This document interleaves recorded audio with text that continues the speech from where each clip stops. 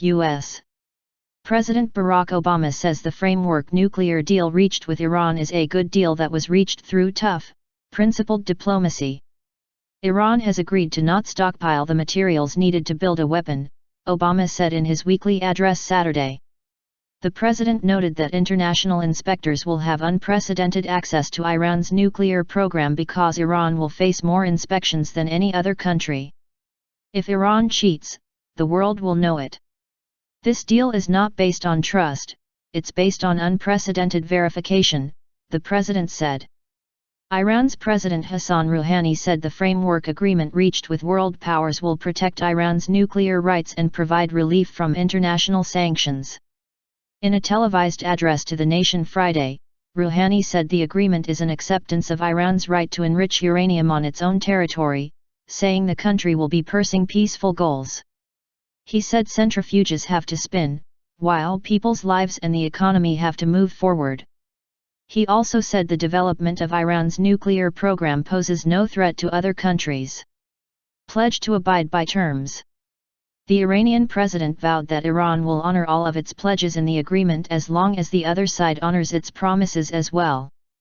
Thursday's framework deal between Iran and 6 world powers is designed to provide relief from international sanctions in exchange for curbs on Tehran's nuclear program.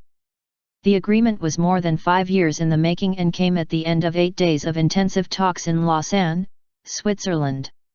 It sets the stage for a final agreement to be completed by June 30. Selling the deal.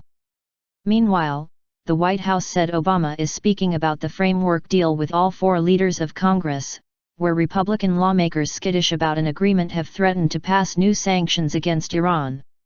White House spokesman Eric Schultz said Republican criticism of the deal has been mostly thoughtful. Schultz also said Obama would never approve a deal that was a threat to Israel. The spokesman said Israeli Prime Minister Benjamin Netanyahu's concerns about the deal have been raised and we understand his position. Netanyahu is one of the biggest opponents of the nuclear talks.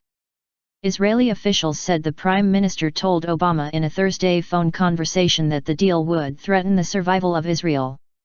Skeptics, including Israel and Saudi Arabia, say the United States and its partners would be giving Iran too many concessions and leave it with the means to build a nuclear weapon. In a phone call with Obama, Saudi King Salman voiced hope that a final settlement on the nuclear dispute would strengthen the stability and security of the region and the world, official Saudi media reported on Friday. Iranian crowds show enthusiasm. Iranians cheered the framework agreement with world powers. Foreign Minister Mohammad Javad Zarif returned Friday to a festive crowd of supporters in Tehran, some of whom held signs saying, "Long live Dr. Zarif, long live Iranian President Hassan Rouhani." After the deal was announced Thursday, hundreds of Iranians took to the streets of Tehran, honking car horns and waving flags, amid fresh hopes the country's international isolation soon would end. The framework deal substantially reduces Iran's enrichment program for at least a decade, according to a U.S. fact sheet.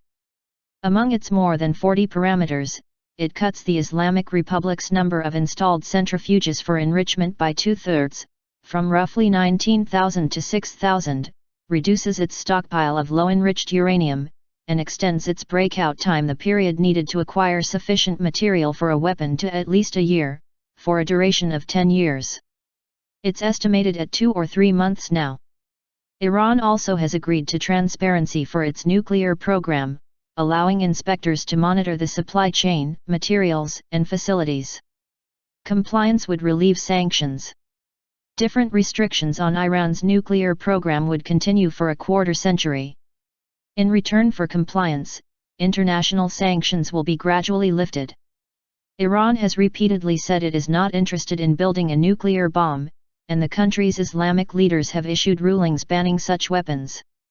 But, the moves have not been able to persuade Western critics who say certain elements of Iran's nuclear program have no clear non-weapons-related utility.